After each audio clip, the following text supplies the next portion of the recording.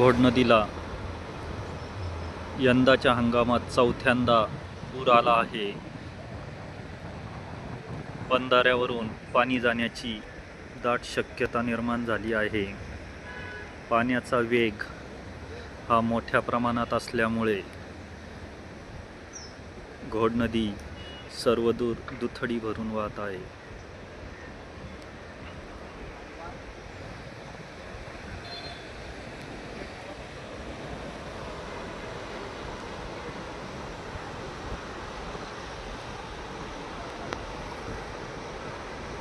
घोड नदीला पूर आला हे पाहण्यासाठी नागरिकही मोठ्या प्रमाणावर घोड नदी ठिकाणी येत आहेत. घोड नदी दुथडी भरून वाहत आहे. घोड नदी शेजारील रस्ते पाण्याखाली जाण्याची शक्यता निर्माण झाली आहे. तसेच या ठिकाणी ओढ्याला सुद्धा मोठ्या प्रमाणावर पूर आल्याचे दिसून येत आहे. नदीला पूर आला पाहण्यासाठी नागरिकांची लगबग. नागरिक मोठ्या प्रमाणे पूर पाहण्यासाठी येत आहे. बाळासाहेब भालेराव यांचे बिटेचे वावर पाण्यात गेले आहे.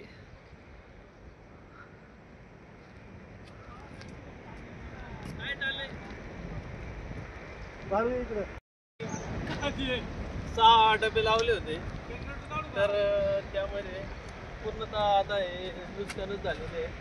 तिकडे एक वावर आहे त्याच्यामध्ये पण पाणी आहे, इथं पण पाणी आहे. त्यामुळे कमीत कमी 50 ते 60 हजाराचं नुकसान होणार आहे. पाणी पाहण्यासाठी नागरिकांची मोठी लगबग. यंदाच्या चौथ्या हंगामात घोड नदीला पूर आला आहे. घोड नदी दुथडी भरून वाहत आहे.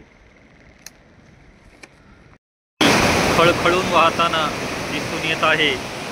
कानडे वस्तीकडे जाणारा रस्ता पाण्याखाली गेला आहे.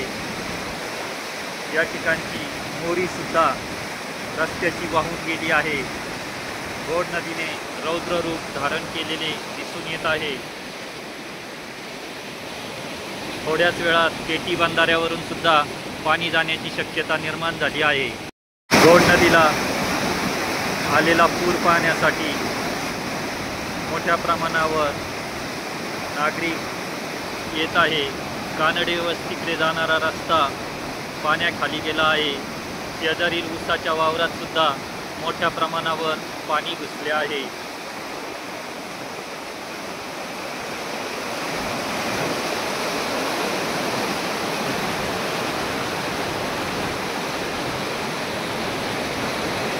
चोहो बाजूने पाणी दिसून येत आहे.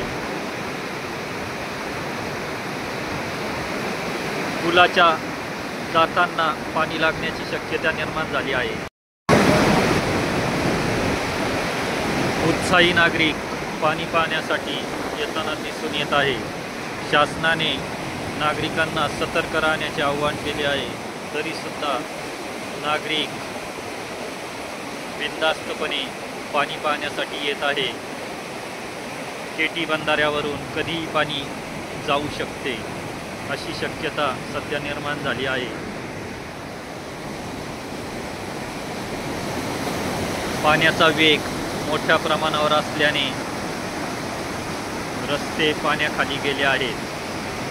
कानडे वस्तीकडे जाणारा रस्ता पाण्याखाली गेला आहे. या ठिकाणी असणारी मोरी सुद्धा वाहून गेली आहे. शेजारील बबनराव कानडे यांच्या ऊसाच्या शेतात मोठ्या प्रमाणावर पाणी भरल्यामुळे नुकसान मोठ्या प्रमाणावर होणार आहे. घोड नदी दुथडी वाहतून भरून दिसताना पाहण्यासाठी नागरिकांची मोठी गर्दी झाली आहे. घोड नदीने रौद्र रूप धारण केले आहे.